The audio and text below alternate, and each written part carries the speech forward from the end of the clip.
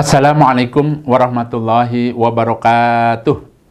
Alhamdulillahirabbil alamin. Asyhadu an la ilaha illallah wa asyhadu anna Muhammadan abduhu wa rasuluh sallallahu alaihi wasallam wa ala alihi wa ashabihi amma ba'd.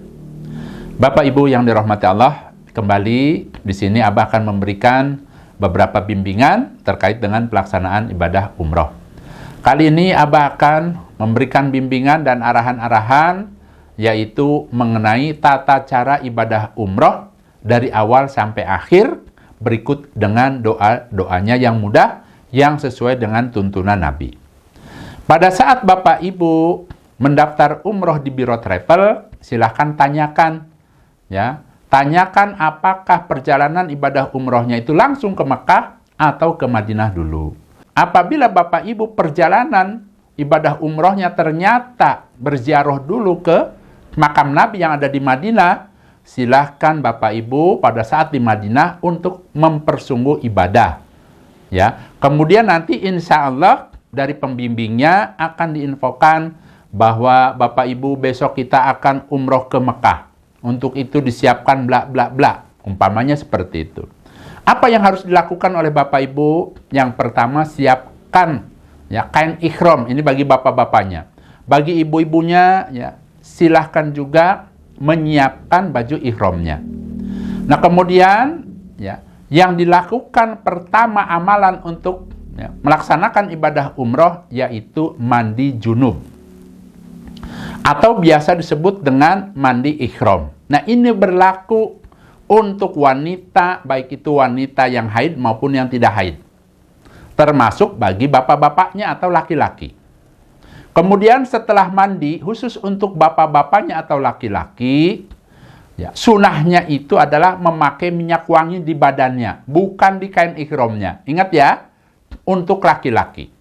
Silahkan pakai deodoran, kemudian balur ya dadanya, ya badannya, lehernya pakai minyak wangi, itu sunahnya. Sebagaimana Nabi melaksanakan sebelum berihram, Nabi itu ya sebelum memakai pakaian ihramnya, ya badannya dikasih minyak wangi dulu.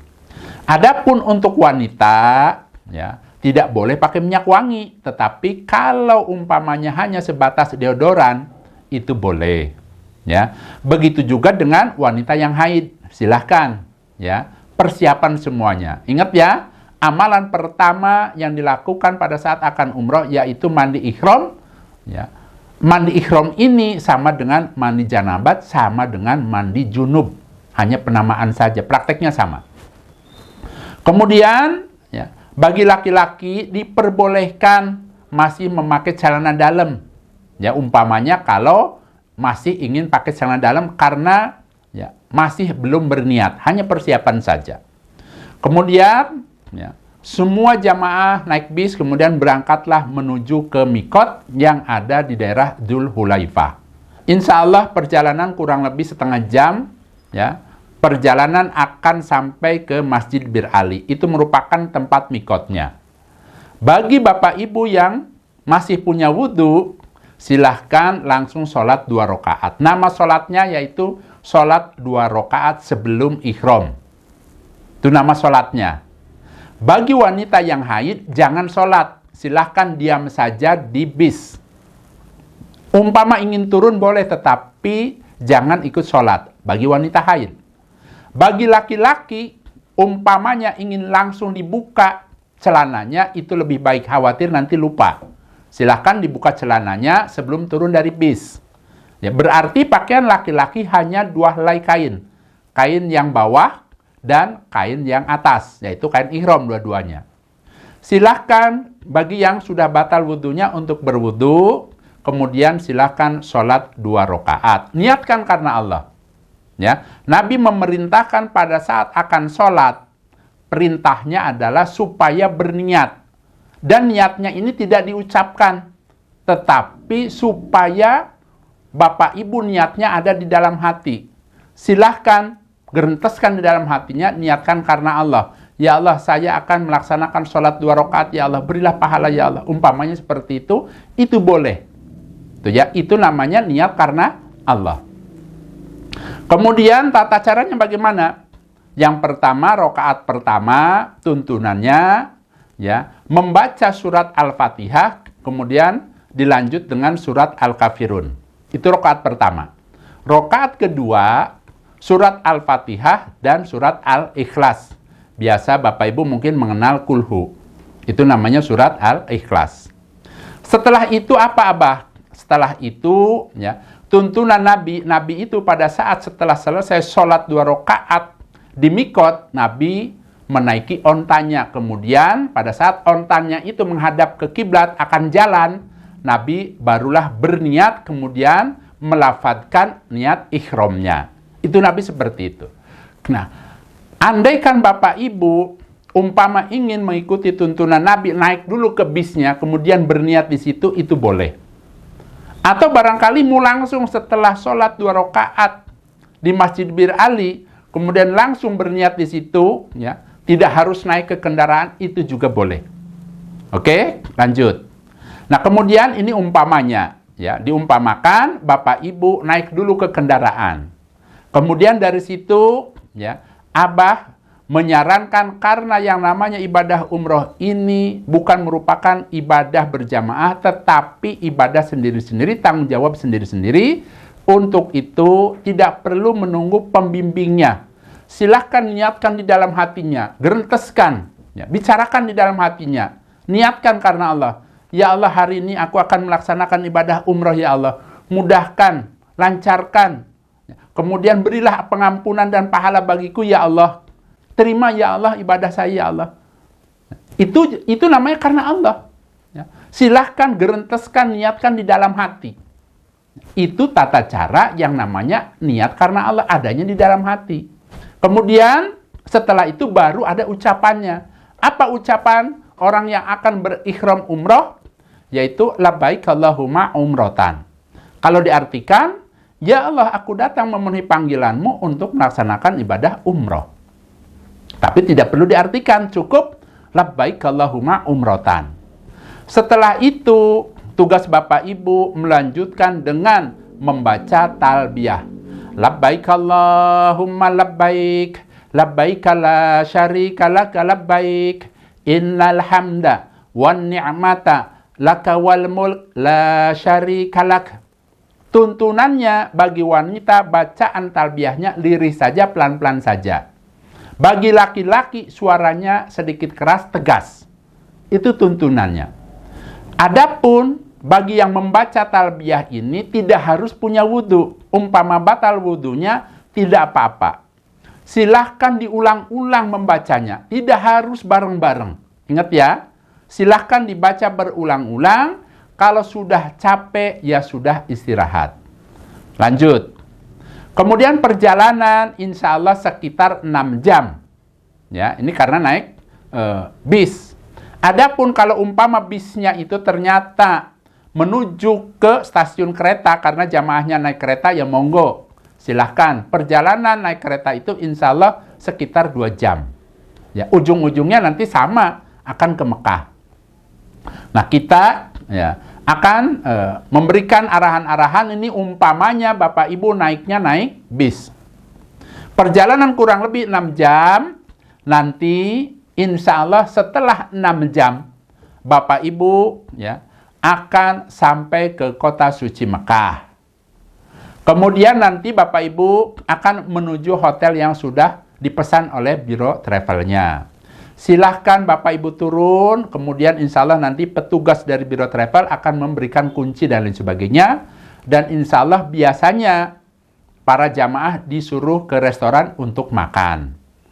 Nah, pada saat Bapak Ibu ya, disuruh masuk ke kamarnya yang sudah ditentukan, Abah berpesan, ingat, ya, bagi laki-laki karena sedang berikhram, ada larangan-larangan ikhramnya, ingat ya. Pakaian ikhramnya tidak boleh diganti dengan baju, tidak boleh kain ikhramnya diganti dengan sarung, jangan pakai peci. Silakan tetap pakai kain ikhram, hanya 2 lembar.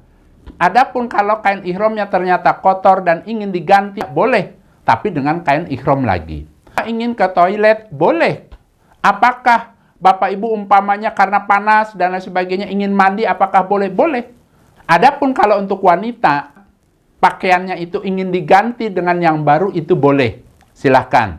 Ingat ya, pakaian wanita baik yang berihram maupun tidak berihram, ketentuan mengikuti syariat diantaranya harus longgar, tidak boleh ketat, tidak boleh tipis nerawang, harus syar'i. Itu ya, seperti itu. Itu ketentuannya. Dan untuk wanita, Abah ingatkan, ya, ketentuan pada saat berihram itu ya, harus terlihat wajahnya dan harus terlihat kedua telapak tangannya. Itu untuk wanita. Kemudian nanti Bapak Ibu ya silahkan makan di restoran. Kemudian setelah itu tugas Bapak Ibu adalah berwudu. Ingat ya, karena akan masuk masjid, akan tawaf di Baitullah. Setelah berwudu, kemudian nanti dikumpulkan di depan hotel. Kemudian nanti Bapak Ibu menuju ke masjid, ya, namanya Masjidil Haram. Ya, insya Allah pembimbingnya akan di depan, kemudian Bapak Ibu mengikuti ya, pembimbingnya. Sambil apa? Sambil membaca talbiyah. Labbaik Allahumma labbaik, labbaik la syarika laka labbaik, dan seterusnya. Sesampainya di pelataran, ya, pelataran masjid, biasanya pembimbingnya akan berhenti sebentar, kemudian memberikan informasi. Ya, jalan pulang. Biasanya kalau umpamanya hotelnya ada di daerah Ajiad, nah sebagai patokannya WC nomor 3. Kemudian apabila tempat tinggal Bapak Ibu hotelnya ada di daerah Misfalah, maka biasanya ya, pembimbingnya akan memberikan informasi bahwa WC nomor 4 dan nomor 8 itu sebagai patokan untuk bisa Bapak Ibu pulang sendiri. Kemudian kalau sudah diberikan kepahaman-kepahaman, informasi supaya bisa pulang sendiri kalau terjadi apa-apa, kemudian perjalanan dilanjutkan masuk ke Masjidil Haram. Pada saat akan masuk, ya, silahkan Bapak Ibu sendalnya itu masukkan ke kantong plastik, kemudian masukkan ke tas. Pada saat Bapak Ibu masuk ke Masjidil Haram, baca doa masuk masjidnya. Kalau hafal. Kalau tidak hafal ya tidak apa-apa. Lanjut. Kemudian tadi dalam beberapa langkah Bapak Ibu akan melihat Ka'bah. Insya Allah seperti itu. Karena dari pintu gerbang itu tidak jauh akan terlihat Ka'bah. Kalau Bapak Ibu hafal doanya, silahkan dibaca. Hanya saja Abah mengingatkan supaya di dalam hatinya mintalah pahala kepada Allah. Kenapa? Karena barang siapa yang melihat Ka'bah, memandang Ka'bah, kemudian di hatinya diniatkan karena ingin mendapatkan pahala dari Allah, Allah akan memberikan pahala 20 rahmat. Bagi yang hafal silahkan dibaca. Allahumma jid baitaka hada tasrifan wa ta'diman wa takriman wa birra wa mahabbah. Kalau hafal. Bagaimana dengan saya tidak hafal, Abah? Yang penting pandang saja, niatkan di dalam hatinya, ya Allah berilah pahala. Itu seperti itu. Maka Allah akan memberikan pahala 20 rahmat. Lanjut. Bagi laki-laki, persiapkan kain ihramnya itu supaya pundak yang kanan, ya, yang kanan itu supaya dibuka. Jadi sambil berjalan menuju ke pelataran Ka'bah, ya, silahkan ya, yang namanya pundak kanan itu supaya dibuka, pundak yang kiri tertutup. Itu tuntunannya, itu sunahnya seperti itu. Ini khusus bagi laki-laki. Kemudian nanti para jamaah turun pakai eskalator atau tangga, kemudian sampailah di pelataran Ka'bah. Apa yang dilakukan? Nanti ya, yang namanya pembimbing itu kan di depan. Ya. Silahkan Bapak Ibu ikuti pembimbingnya berjalan. Hanya saja Abah memberikan tips, ya. Silahkan lihat yang namanya pintu Ka'bah. Insya Allah akan terlihat. Sebab di sebelah kiri pintu Ka'bah ada yang namanya Hajar Aswad. Silahkan tengok ya, ke kanan atas. Nanti ada tanda neon warna hijau. Insya Allah itu lurus dengan pojok Hajar Aswad. Kalau pembimbingnya tiba-tiba angkat tangan kemudian dia membaca Bismillah Allahu Akbar, itu tandanya dimulai tawaf. Bapak Ibu yang di belakang jangan ikuti dulu. Ya. Biarkan pembimbingnya dulu, kemudian nanti berurut-urutan. Luruskan badannya dengan pojok Hajar Aswad, badannya menghadap ke Ka'bah, angkat tangan yang kanan. Kemudian ucapkan Allahu Akbar atau Bismillah Allahu Akbar. Ya, boleh seperti itu. Angkat tangan Bismillahi wallahu Akbar boleh. Atau angkat tangan Allahu Akbar, itu boleh seperti itu. Ada tuntunannya. Kemudian pada saat Bapak Ibu melangkah, apa yang dibaca Abah? Berzikir. Dalam hadis dijelaskan zikirnya Subhanallah, walhamdulillah, wala ilaha illallah, wallahu akbar, wala haula wala quwata illa billah. Mudah Bapak Ibu. Ya, insya Allah sangat-sangat mudah yang diajarkan oleh Nabi dan juga dikerjakan oleh para sahabatnya. Silahkan bacaannya diulang-ulang, hanya itu saja. Subhanallah, walhamdulillah, wala ilaha illallah, wallahu akbar, wala haula wala quwata illa billah. Tuntunan berzikir pada saat tawaf itu dibacanya tidak keras-keras, tidak teriak-teriak. Ingat ya tuntunannya. Tetapi yang namanya berzikir itu pelan-pelan. Lirih saja. Subhanallah, walhamdulillah. Tenang, khusyuk. Ingat ya, itu pesan Abah seperti itu. Lanjut. Pada saat Bapak Ibu berjalan terus, nanti akan melihat yang namanya Hijr Ismail yang melengkung. Ya, bangunan ya, kurang lebih 2 meter melengkung, itu namanya Hijr Ismail. Terus berjalan. Kemudian melewati Hijr Ismail, terus nanti akan melihat orang berkerumun, ya, dan melihat kain Ka'bah, kiswahnya itu ya, cowak. Ya, dicowak maksudnya terlihat batu Ka'bahnya. Itu yang namanya Rukun Yaman. Kenapa dikatakan Rukun Yaman? Karena pojok itu menghadap ke negara Yaman. Nah, kemudian tadi kan Bapak Ibu berzikir Subhanallah, walhamdulillah, wala ilaha illallah, wallahu akbar, wala haula wala quwata illa billah. Terus ya diulang-ulang. Kemudian pada saat sampai di Rukun Yaman, silahkan luruskan dengan pojok Rukun Yaman, angkat tangannya. Sunahnya begitu. Angkat tangan, kemudian silahkan ucapkan Bismillah Allahu Akbar. Itu ya. Angkat tangan, ya, Allahu Akbar atau Bismillah Allahu Akbar.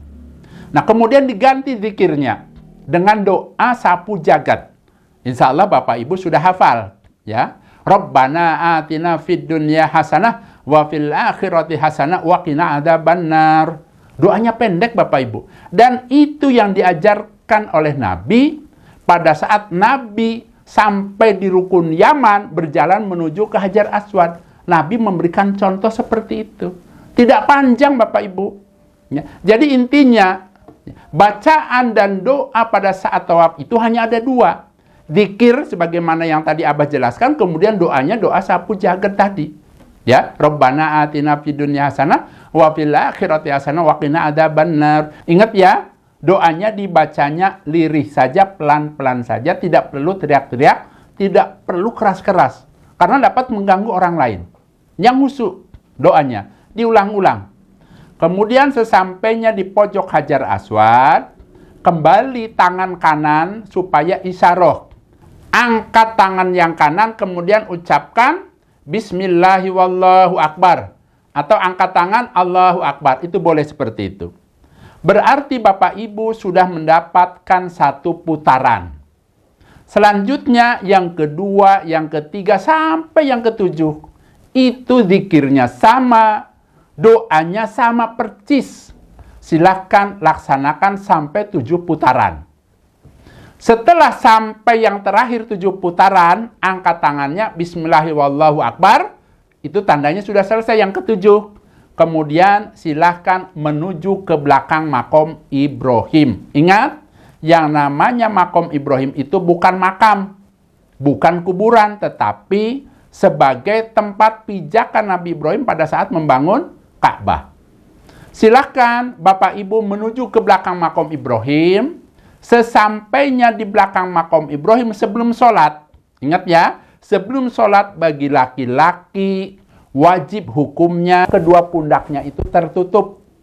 Berarti kain ihramnya kembali diperbaiki agar pundaknya yang keduanya tertutup. Nah, untuk Bapak dan Ibu pada saat sampai di belakang makom Ibrahim dan akan melaksanakan sholat, ada tuntunannya, bacanya pendek. A'udzubillahi minasyaitonirrajim wattakhidu min maqami Ibrahima musholla. Ya, sangat pendek. Wattakhidu min maqami Ibrahima musholla. Kemudian silahkan laksanakan sholat 2 rakaat. Niatkan dulu di dalam hatinya, ya Allah, saya akan melaksanakan sholat 2 rakaat setelah saya tawaf, ya Allah. Beri pahala, ya Allah. Niatkan, gerentaskan di dalam hatinya, agar niatnya karena Allah. Kemudian langsung takbir. Kemudian baca doa iftitahnya, baca surat Al-Fatihahnya, kemudian sunahnya itu membaca surat Al-Kafirun. Itu rakaat pertama. Rakaat kedua, silahkan membaca surat Al-Fatihah, kemudian membaca surat Al-Ikhlas, atau biasa kulhu. Abah, saya tidak hafal, hanya hafalnya kulhu semua, bagaimana Abah? Boleh, sah. Ya. Nah, kemudian setelah sholat 2 rakaat, silahkan Bapak Ibu membaca doa Nabi Adam sebagaimana Abah yang sudah ajarkan. Kalau hafal. Kalau tidak hafal, langsung saja berdoa. Ya, silahkan berdoa di situ. Kenapa? Karena mustajab. Ya, berdoa, tapi jangan lama-lama, nanti keburu ditinggal oleh rombongannya. Nah, kemudian setelah itu apa, Abah? Kemudian ke belakang, ya, ke belakang tempat di mana di situ disediakan yang namanya galon-galon air Zam-Zam. Silahkan ambil, tapi Abah menyarankan jangan yang dingin. Ambil air yang ada tulisannya not cold, berarti tidak dingin. Kemudian tata caranya bagaimana, Abah? Tata caranya, ya, ambil air minum di gelas, kemudian berdiri menghadap ke Ka'bah. Ini kita bicara minum air Zam-Zam setelah tawaf, bukan di rumah. Silahkan berdiri menghadap ke Ka'bah. Kalau hafal doanya, silahkan dibaca doanya.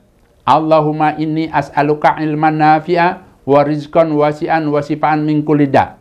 Atau Allahumma inni as'aluka ilman nafi'a wa rizqan wasi'an wa sifaan min kulli da'in wa saqamin bi rahmatika ya arhamar rahimin. Itu kalau hafal. Bagaimana Abah, saya tidak hafal? Silahkan niatkan di dalam hatinya apa keinginannya. Air Zam-Zam ini tergantung dari niat si peminumnya. Ya, maun Zam-Zam 5 suribalah. Niatkan di dalam hatinya. Kalau umpama Bapak Ibu minta kepada Allah, ya Allah sembuhkanlah penyakit-penyakit saya, mudahkan, lancarkan umroh saya, maka Allah akan kabulkan keinginan Bapak Ibu. Ya, silahkan lakukan. Kemudian caranya, bacanya apa, Abah? Pada saat akan minum, cukup baca bismillah. Ingat, doa minum air Zam-Zam, kalau tidak hafal tidak apa-apa. Hanya saja sebelum minum baca bismillah. Bismillah kemudian minum. Cara minumnya, sunahnya adalah tidak langsung dihabiskan. Tapi minum dulu, kemudian bernapas yang tenang, minum lagi, kemudian terakhir, yang ketiga dihabiskan, kemudian membaca Alhamdulillah. Itu ya, itu seperti itu tuntunannya dalam hadis, Nabi memberikan arahan-arahan seperti itu. Kemudian setelah selesai minum air Zam-Zam, silakan Bapak Ibu ke Bukit Sofa. Menanjak sedikit ya jalannya. Sesampainya di Bukit Sofa, pada saat sampai, ya karena mungkin berdesakan dan sebagainya sambil berjalan, silakan baca ya, bacaan yang pendek ya, yang diberikan oleh Nabi, yaitu a'udzubillahi minasyaitonirrajim, inna sofa wal marwata min sya'airillah. Hanya itu pendek Bapak Ibu. Inna sofa wal marwata min sya'airillah. Kemudian sesampainya di atas Bukit Sofa, ya, silahkan takbir 3 kali. Allahu Akbar, Allahu Akbar, Allahu Akbar. La ilaha illallah wahdahu la syarikalah, lahul mulku wa lahul hamdu wa huwa ala kulli syai'in qadir. Diulang sampai 3 kali dari Allahu Akbar. Setelah itu silahkan berdoa bebas. Abah, saya tidak hafal, Abah, ya, yang tadi takbir dan sebagainya. Bagaimana kalau langsung berdoa saja? Boleh. Langsung berdoa saja umpamanya karena memang tidak hafal, boleh. Ya. Nah, kemudian silahkan berdoa karena itu merupakan tempat yang makbul. Mintalah pengampunan, mintalah surga, mintalah kepada Allah agar anak-anaknya bisa haji, bisa umroh, dan lain sebagainya. Kemudian turun. Pada saat turun, kemudian Bapak Ibu berjalan, tuntunannya adalah berzikir. Silahkan Bapak Ibu membaca zikir yang Abah tadi ajarkan. Subhanallah walhamdulillah wala ilaha illallah wallahu akbar wala haula wala quwata illa billah. Diulang-ulang pelan-pelan saja. Andai kata ada orang yang zikirnya itu dilagu-lagukan, kemudian keras-keras, jangan diikuti. Karena tuntunan berzikir itu adalah pelan-pelan, khusyuk. Ya, ingat ya. Sebab kalau kita keras-keras akan mengganggu orang lain. Yang ibadah itu bukan kita saja, orang lain juga butuh khusyuk sedang ibadah. Lanjut. Setelah kurang lebih 100 meter, nanti Bapak Ibu akan melihat neon warna hijau. Tuntunannya pada saat akan melewati ya, tempat tersebut, laki-laki sunahnya lari-lari kecil, lari-lari ngincik. Kalau untuk wanita berjalan biasa saja. Bacaannya apa, Abah? Yang pendek. Bacaannya Rabbighfirli warham wa antal azizul akram. Cukup pendek. Saya ulangi. Rabbighfirli warham wa antal azizul akram. Kalau hafal, Abah saya tidak hafal.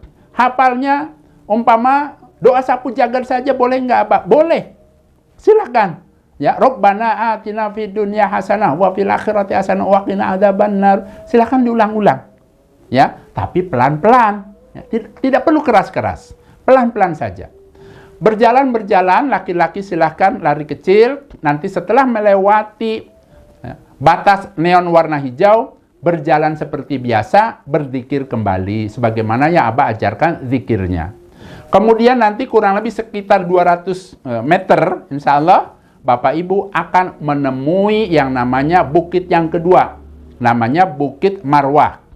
Sesampainya di Bukit Marwah, silahkan dibaca kembali doa yang tadi. Ya, a'udzubillahi minasyaitonirrajim. Inna sofa wal marwata min sa'airillah. Hanya sekali saja. Ya, jadi doa itu sama pada saat Bapak Ibu naik bukit yang pertama, yaitu Bukit Sofa. Kemudian naik, sesampainya di atas bukit yang kedua yaitu Bukit Marwah, menghadap ke Ka'bah, kemudian takbir 3 kali. Pada saat mengucapkan takbir, tidak mengangkat tangan, ingat ya, kecuali berdoa. Allahu Akbar, Allahu Akbar, Allahu Akbar, la ilaha illallah wahdahu la syarikalah, lahul mulku wa lahul hamdu wa ala kulli syai'in qadir. Silahkan diulangi sampai 3 kali dari Allahu Akbar, kemudian barulah angkat tangan berdoa. Silahkan berdoa sambil menghadap ke Ka'bah karena itu merupakan tempat mustajab. Berarti Bapak Ibu sa'inya dapat 1 perjalanan sa'i. Dari mana? Dari bukit yang awal, Bukit Sofa ke Bukit Marwah. Kemudian lakukan dari Bukit Marwah ke bukit yang awal yaitu Bukit Sofa. Zikirnya sama, doanya sama, ya, sebagaimana yang tadi Abah ajarkan sama. Lakukan itu sampai 7 perjalanan sa'i, nanti terakhirnya di Bukit Marwah. Ingat ya, apabila Bapak Ibu umpamanya batal wudunya, tidak apa-apa, lakukan terus yang namanya sa'i. Tidak harus punya wudu.